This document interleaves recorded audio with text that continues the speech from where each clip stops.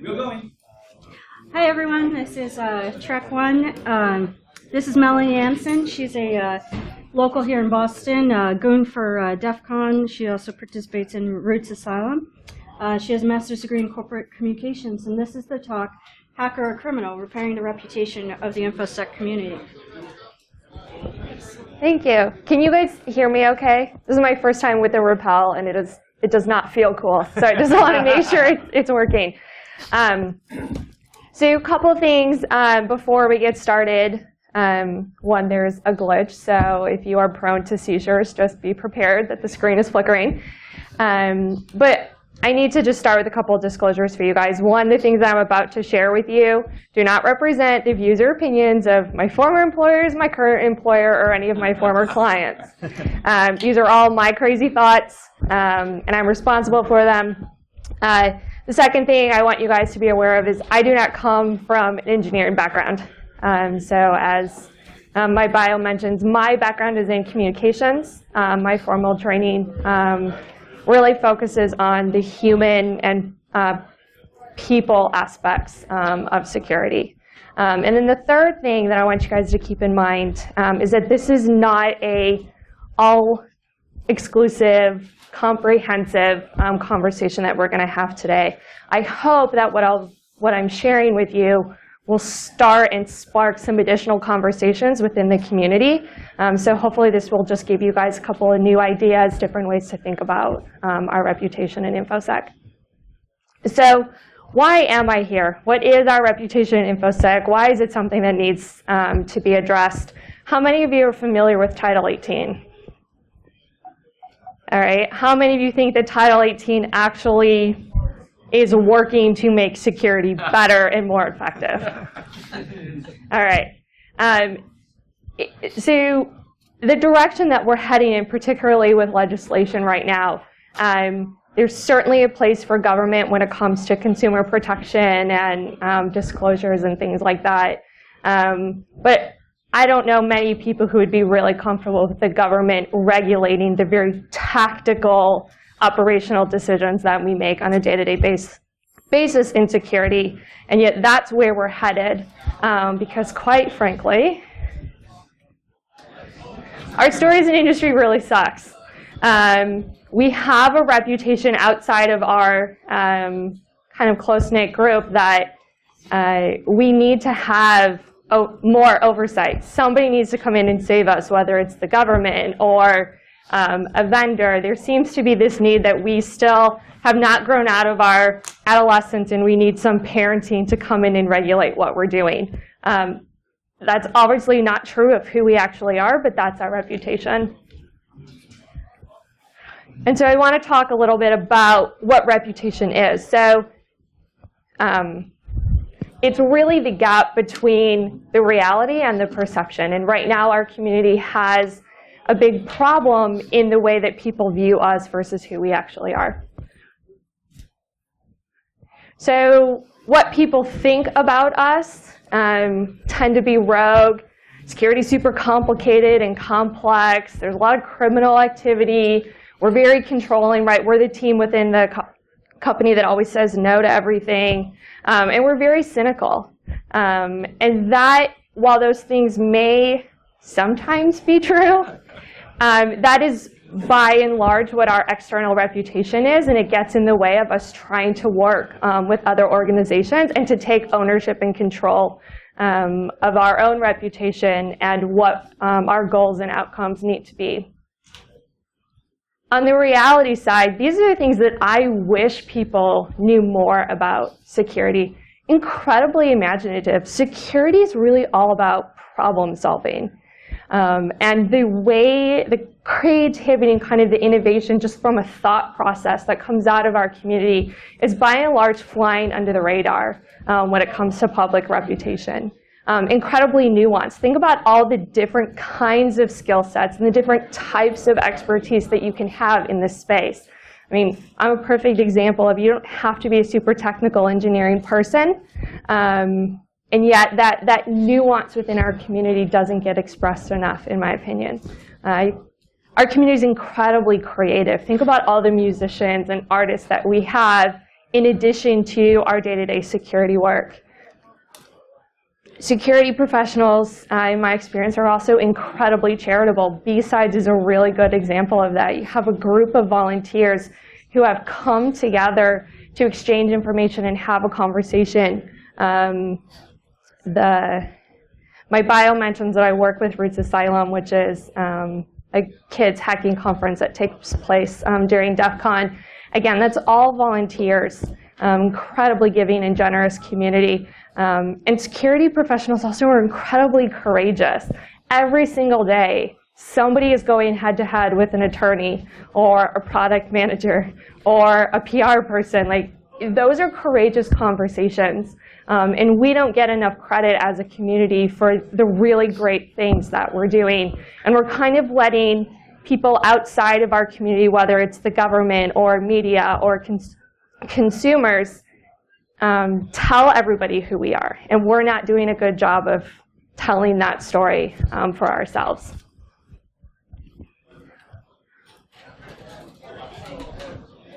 Now, a lot of people blame the media. As a communications professional, I certainly have my days where I probably do the same thing. It is incredibly frustrating to see those really inaccurate headlines and articles come out, particularly the ones that hype everything or that, you know, like, dude, does it really matter that it was China this time? But my response to that is I actually blame the media blamers, right? There's a reason why the media are writing what they're writing. There's a reason why consumers feel the way that they do. And I think we have a responsibility as individuals within the security community to change our behavior. I want you guys to think as I go through the remainder of my talk that everything that we do, because security is now such a hot button topic with people outside of our community, everything that we do either makes it better or makes it worse. We are no longer in a position where we have the liberty of neutrality. What we do as a community, what we say about who we are and our work is going to make a difference in one direction or the other. And to that point, I'm going to read something to you guys because it's really long, and I know that you guys didn't come here to read, so I'll read it to you. But I want you to remember as I go through this, it's an excerpt from a book called Public Opinion by Walter Lippmann. It's kind of a staple standard text that we as communication professionals study in school. And I want you to keep in mind that this was written in 1921. So we may sit here and lament about how unfair it is about what media and journalists are writing or saying about us, but this goes back to my point of us taking ownership. And again, think about the fact that it's almost 100 years later. So it is because they are compelled to act without a reliable picture of the world that government, schools, newspapers, and churches make such small headway against the more obvious failings of democracy, against violent prejudice, apathy, preferences for the curious trivial, as against the dull important and the hunger for sideshows and three-legged calves. 100 years ago, you guys, media were the same thing that they are today. This is the reality of the world we live in. It's not going to change. And what we need to do is accept that this is how media work. They are a business. They have to make money. We can't expect the media to do our jobs for us, which is that accurate communication and perception of our own story. We also can't blame politicians, although I do all the time. But it's not really their fault, right? It's our fault as a society. Security is not part of our culture yet. There's a lot of work that we can do to infuse security and safety more into that consumer lexicon. The example, I was talking to a couple of people last night, is, you know, when you left your house this morning, you locked your door, right? Like, why did you do that? Somebody taught you to do that. It's part of our culture. We don't yet have that online, and we need to get to that point. And so there is ownership on our part in the security community to do some of that advocacy and education to consumers directly, because they are the people who are electing officials who know nothing about security, yet making lots of security decisions. So how exactly did we get to this point where we are, where we've got such a big divide between perception and reality? It's because we're not looking at the big picture. We have a very tunnel vision sometimes, whether we're doing a specific research project or working on a particular product. We get kind of very micro-focused on our own individual piece of what we're doing and of our specific roles. What I would love to see is more people focusing on the big picture. So this is just a really crude and not comprehensive representation of all the different pieces of the security community and what makes up, when we say Infosec, what does that actually mean? So there are researchers, vendors, consumers, law enforcement, the internal security teams with your incident response, the public policy folks, foreign affairs. All of these things merge and interact together. And like I said, everything that we do makes it better or worse because all of these things are interconnected. And so you may think over here on your research side that your decisions aren't impacting consumer perception, but they absolutely are. And when consumers get freaked out, government gets freaked out, law enforcement gets freaked out. A lot of the reasons why we have some of the challenges we have now, in particular with law enforcement, is they're fighting for budget, just like we're fighting for budget. But we, on the security side and on the defense side, earn budget by reducing risk. Law enforcement earns budget by proving that there is more risk and that they need more resources to control that. So just keep in mind, like I said, it's all interconnected. And if we can think big picture, I think we'll have better outcomes from a reputation perspective. And so I just want to really quickly share with you one of my favorite examples of somebody who did this really well, which I know all of you guys are familiar with. I knew my audience. I brought a Boston photo. This is one of my favorite places in Boston, Beantown Pub. I'm sure you're all very familiar with it. And it's one of my favorite places because you can sit in the bar, order Sam Adams lager, order a Sam Adams sandwich, and if you face the window, you can enjoy your meal while looking at Sam Adams' grave across the street. And so I share this story with you because Sam Adams is somebody that I consider to kind of be the communications officer of the American Revolution. He had an incredibly difficult job pulling together 13 very different colonies, half of which at the time supported slavery. Think about those differences and the commonality that he had to work with and identify to not only bring together the colonies under one single goal and objective, but he then branded us as the United States of America. And those words have a very specific meaning. And he chose them intentionally, and it really shaped the way that the Revolutionary War was fought, and it has shaped the way that we view ourselves as Americans even now. So I want you guys to just kind of think of him, kind of a local hero in the PR world, and the challenges that he overcame, because I think we're looking at a lot of the same things. One of the reasons why Samuel Adams was so successful is because he understood some of the basics of public opinion.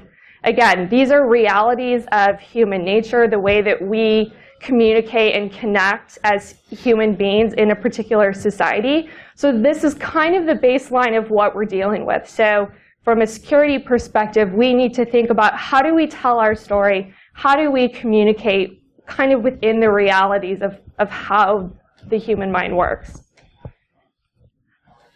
First is that culture sets the tone, and not our culture, our audience's culture. So if you think about whether or not you're speaking to government or a business leader at your organization or a consumer, it's their culture, their experience, and their perception that is going to set the tone for how they receive your message. So a lot of times I'll see a security engineer, a security architect really trying to fight for a program within an organization and trying to convince business leadership that something is important. And they tend to do it from the perspective of, I'm the security expert, here are the 3 reasons why this is important. And more often than not, they get shut down because the person they're talking to doesn't care about those 3 things. So think about what your audience cares about and become comfortable with the fact that we're focused on outcomes and goals. And it's okay if the person finally agrees with you, but for different reasons than why you maybe would have come to that same conclusion. Also, samples represent the whole, for better or worse. Right now, as a security community, I think we're more on the worst side. We have a lot of really loud, do I even say the word rock stars, in security. And unfortunately, they represent a lot of our more negative qualities as a community. And more often than not, they make us look incredibly insecure. We are not promoting our best qualities as a community. And those samples, those few individuals or those few instances or those few data breaches that people seem to think only happen, a couple times a year, they're now representing the entire whole on behalf of our community. And so what we need to do is switch the samples that we are presenting to the outside world. People love a show. The same crowd that applauds your coronation will be the same crowd that cheers for your beheading. That's just human nature, right? We saw in the insights from Lippman earlier that people are just not that interested in kind of the bigger, more complex ideas of our society. They're going to focus on those 3-legged calves. And finally, stimuli can be substituted. Samuel Adams did a great job of this with the Boston Tea Party, where it started with all about no taxation without representation, and all of a sudden it became this fight in this battle and this incredibly patriotic movement towards independence. So if you can capture your audience, you can actually flip that stimuli to get them to now focus on to something else. And right now this is being done really well by people that I don't think should be calling the shots. Whether it's people in Congress or whether it's journalists, they're really good at doing that, and we need to become really good at doing that. So what actually connects people to an issue, right? I've been talking about Samuel Adams, been talking about some of the examples within security where some people are doing this well, and how do we actually get people to care about this and to pay attention to us? This diagram represents, again, kind of a very fundamental point about human communication, which is that the further you get from having that intellectual and technical experience and knowledge, the more emotional your connection becomes. So as we move into the more mainstream consumer space with our message, they're not going to connect to it from a technical level. It's going to be an emotional level. And so we need to tap into that with our communication. You'll also see that the audience grows. So I think we're about right here when it comes to accurate communication. We do a really good job of speaking to ourselves in a very technical way. And we're missing the entire other side of this, which includes the consumers and the regulators who are going to connect to it on a different level. And so focusing on outcomes, this is something that I talk to my teams and in my former clients a lot. Outcomes are really important. I talked about the big picture. What are we actually trying to accomplish? Because it's not just about your one report that you're sending to a journalist today, and it's not just about your one product that's launching in a couple of weeks. What I'm going to share with you guys are just a couple of my personal outcomes or desired outcomes for why I do what I do. You may disagree, you may have different ones, but I just want you guys to see what I really mean when I say outcomes. So legal protection for security research is something that's incredibly important to me. I have a lot of people that I care deeply about working in this space, and I would hate to see that talent and that really positive contribution to this society disappear simply because people didn't understand or got scared. Security literacy. I touched on this a little bit when I mentioned, when we all locked our front doors when we left this morning. Security really needs to become part of our culture. I think particularly in schools when we're teaching kids, they all know how to turn on a computer, but did we teach them security at the same time, right? We're giving people a lot of tools before we teach them how to protect themselves. And then finally, the de-glorification of criminal activity. This is a personal soapbox for me. We become really fixated on the criminal aspects of our profession, and we tend to admire the problem more than we admire creative and innovative solutions or new ideas to attract or to address those problems. So not that we can't talk about the problems, but I personally get really frustrated when I see the criminal or the attacker getting far more attention than the team that was actually working around the clock for 3 weeks to protect the data.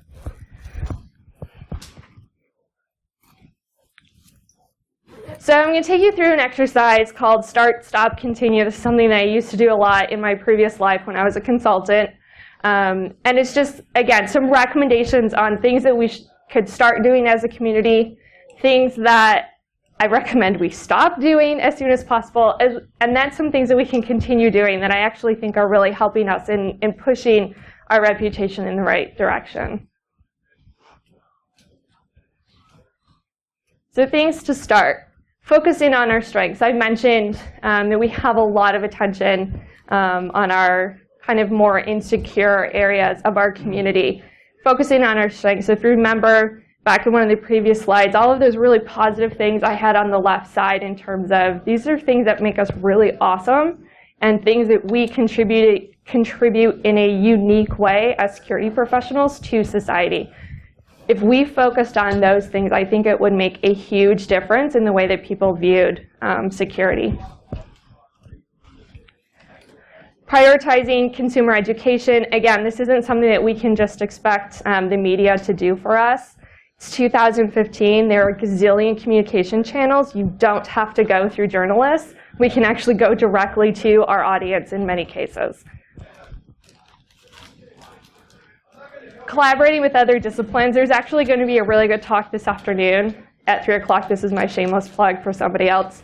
From some of the folks from Rapid7 who are going to talk about how their security and marketing teams kind of teamed up to do some really cool things.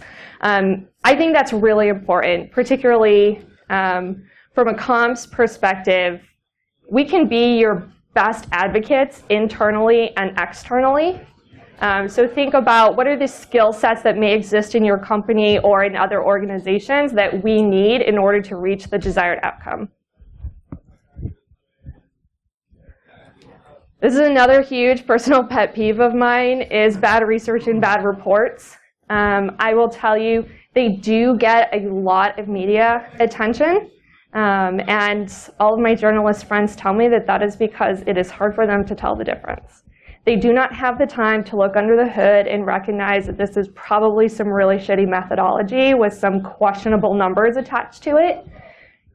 There are things like, again, this kind of ties back to collaborating with other disciplines. Don't let your marketing team put out bad reports, you guys. That doesn't help anybody. And then saying no to the wrong media opportunities. There seems to be, particularly for folks who are a little less experienced working with media, there seems to be kind of that perception that, oh my God, they want me for an interview. I have to say yes, or I want it. It's okay to say no. And if it's the wrong type of story, if it's going to portray you or your organization or our community in a less than positive way, just say no. There are actually a lot of stories that don't ever happen because nobody agrees to talk about it. So now moving to things that I recommend we stop doing. first, hyping all the things. If you haven't already read the report from Robert Lee, who's a naval officer working on security issues down in Texas, if you haven't read his report, I highly recommend it. You may not agree with everything he says, but I think he brings an important perspective to the conversation, which is what happens when we freak people out, right? Because it's not all good. Sales teams like to freak out customers because then budgets go up, but it doesn't actually translate into more effective security. Ambulance chasing.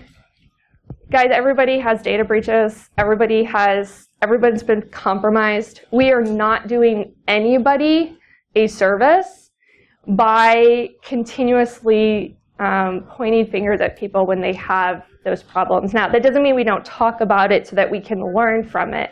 But there's a lot of ambulance chasing in our industry, which is essentially, kicking people when they're down and throwing them under the bus. I've seen companies try to insert themselves into that conversation for the sake of publicity, and they lose really big contracts from their customers. Because you know what happens when nobody trusts you to keep a secret? They don't want to do business with you. So there does need to be some level of discrepancy in how we talk about big security events, because number one, you're putting your own company at risk by doing that. But secondly, we're feeding into the hype and the fear of security, and it desensitizes people to the issues. Attacking each other. The most recent example of this was with Superfish. A lot of people calling for the immediate removal of the entire Lenovo security team, right? Because none of us have ever lost a battle to the product team, ever. And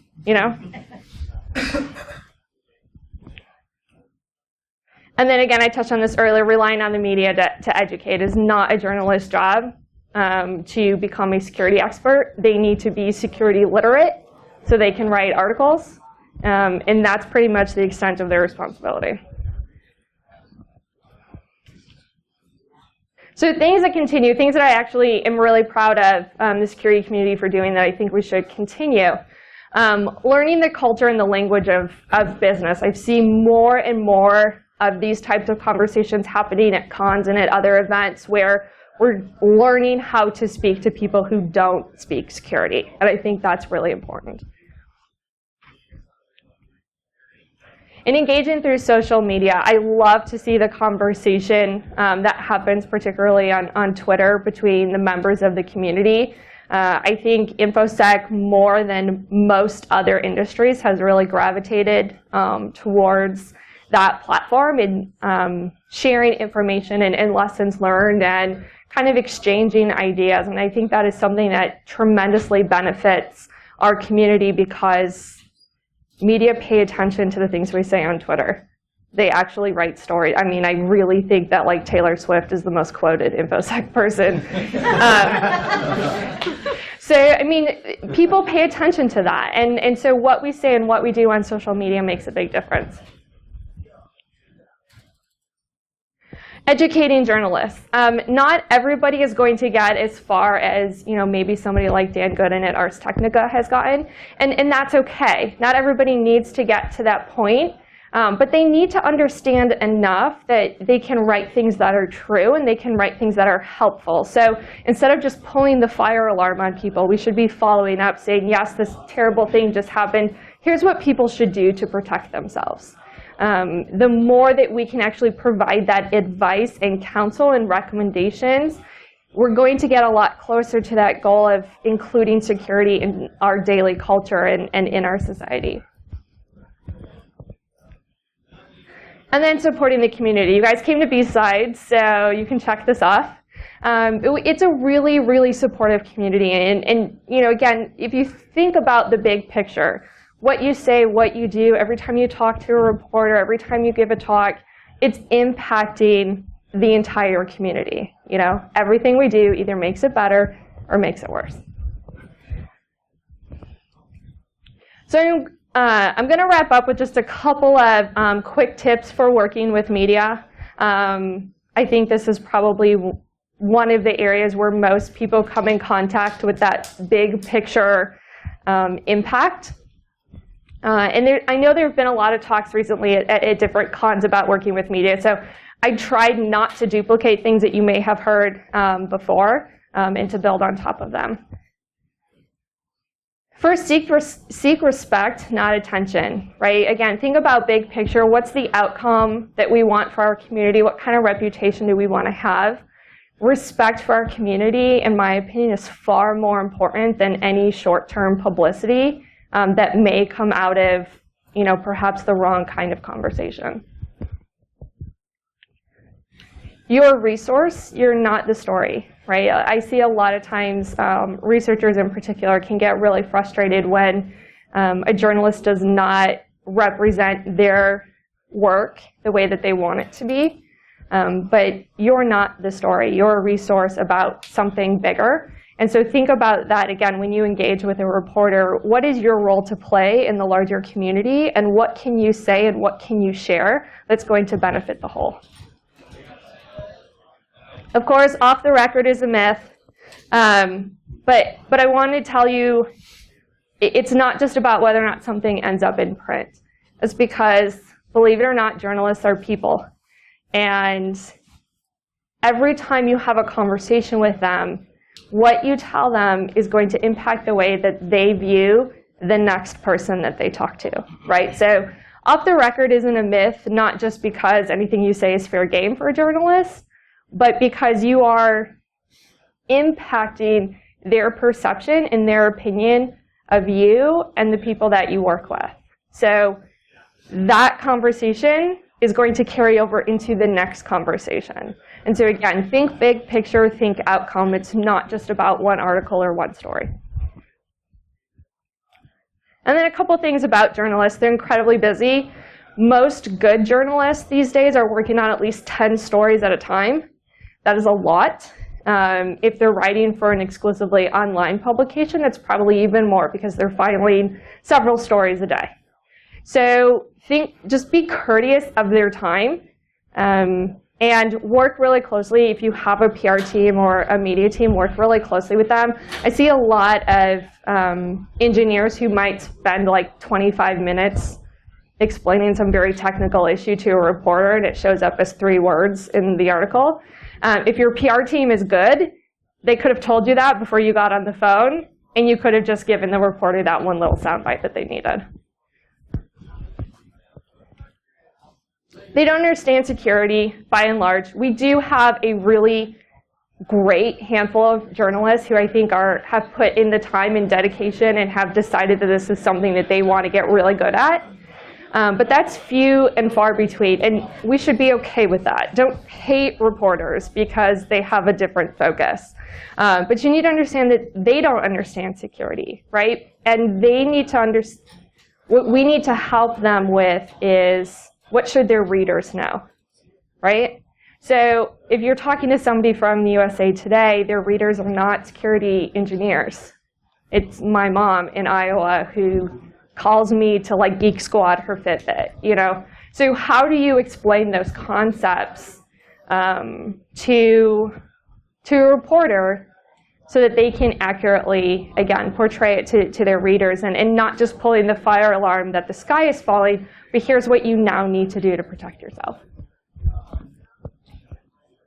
And again, most reporters actually care mostly about crime. So if you see a quote-unquote security reporter from, I won't say a publication name because I have to work with them, but a lot of people who say that they're security reporters are actually like crime investigative reporters, which is why they get obsessed with things like attribution, because they're more focused on who done it than what actually happened and what do we do about it.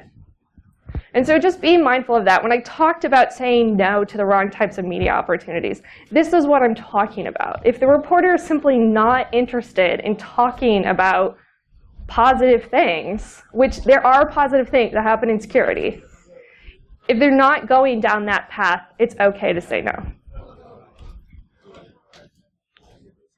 And so I'm just going to leave you guys with one more reminder that everything that we do either makes it better or makes it worse.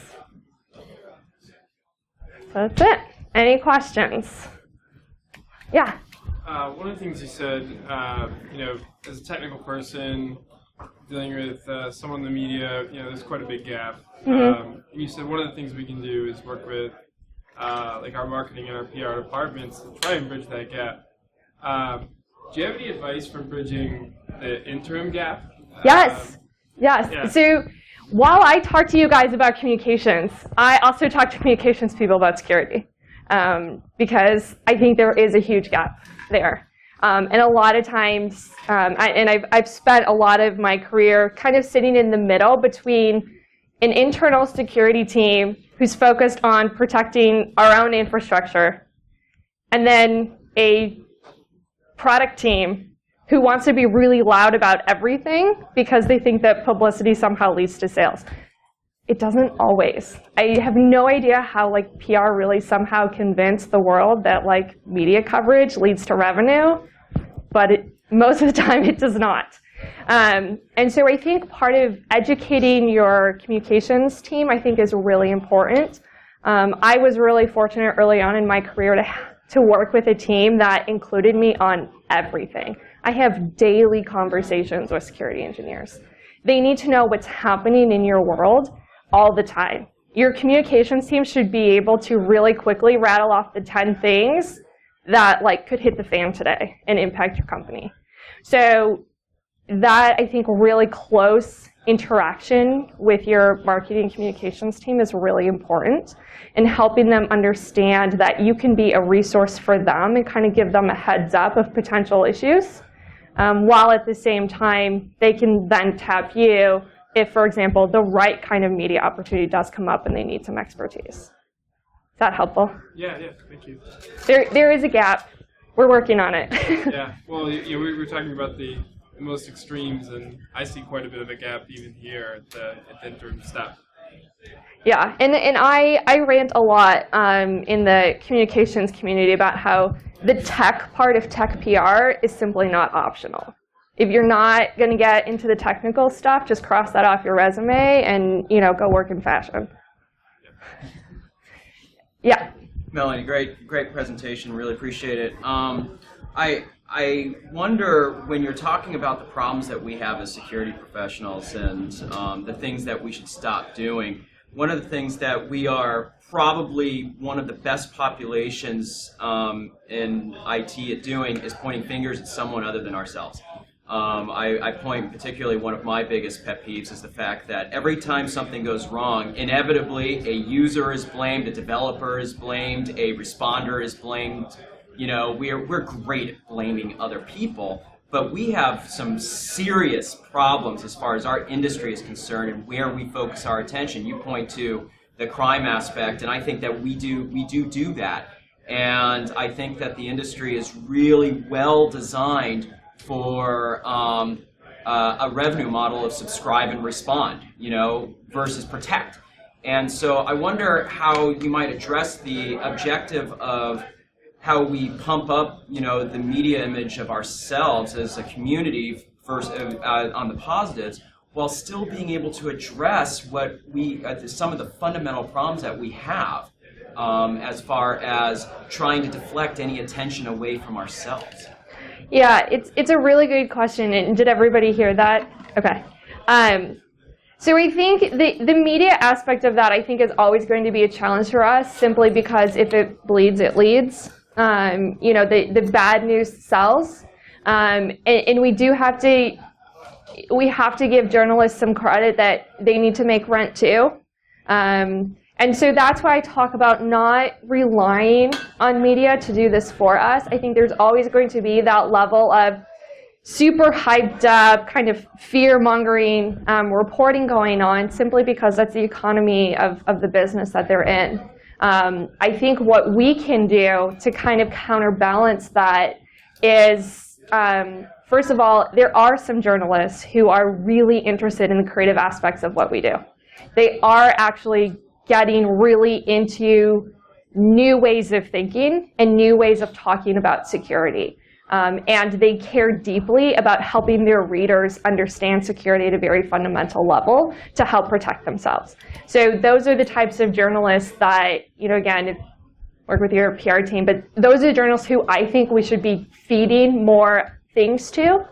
The other things that we can do is just totally circumvent the media, right? Like, we all have content. Like, content marketing is a real thing now. There are things that we can do to go directly to the audience. It doesn't have to show up on CNN. You can just put it on YouTube.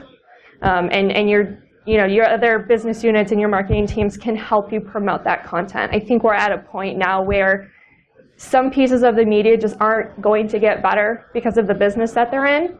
Let's take advantage of those reporters who have successfully sold it into their editors that there are positive things to talk about. And then let's focus on where can we go directly to the consumer or directly to our audience. Maybe it's another business with our own content and our own message and not have to go through that filtering system. Any other questions?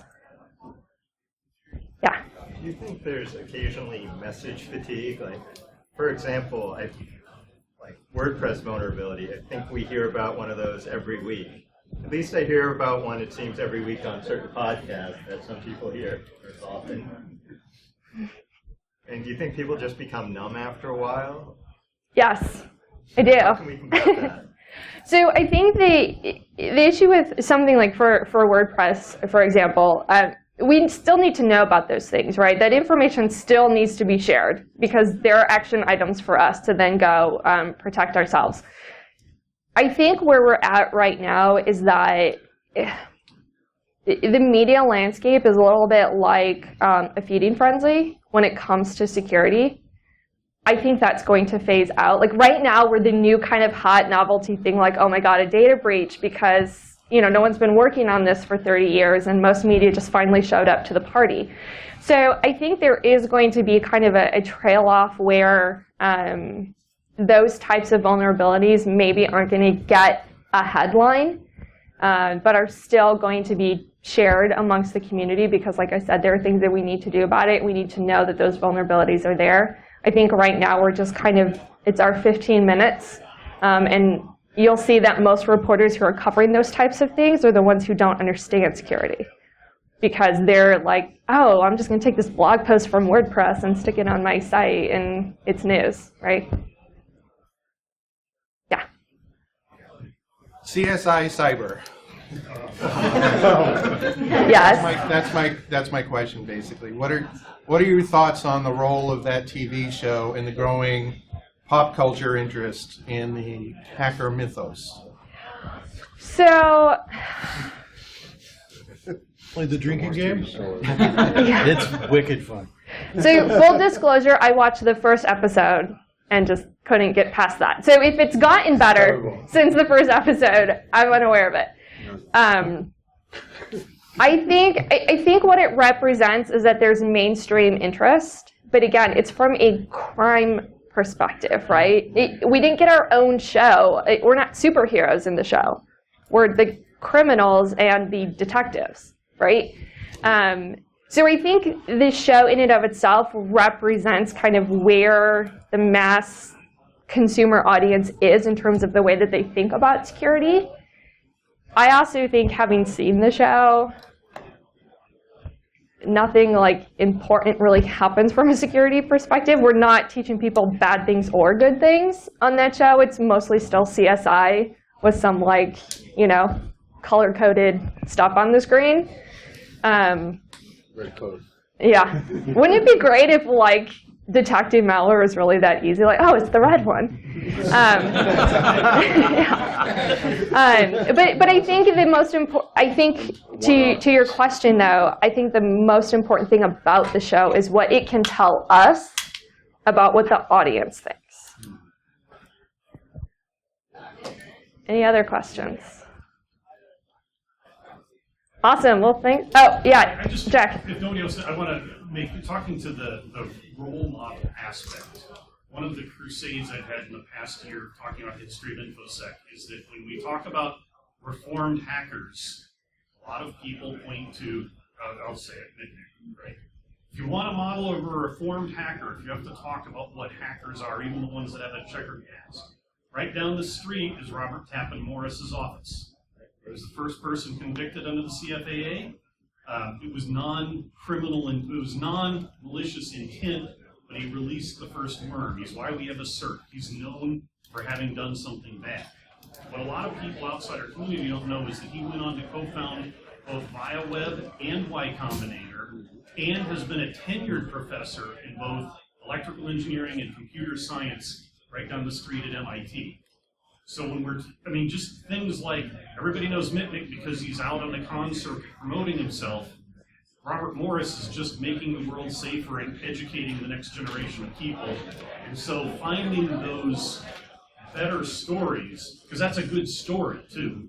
If you can find those better stories, maybe we can help shift perspective from somebody who now sells 0 day to the highest bidder to somebody who actually is a reformed, contributing member of society. Absolutely, that's a good point. Thank you for sharing that. Anything else? All right, well, thanks for coming, you guys. Hope you enjoy the rest of the conference.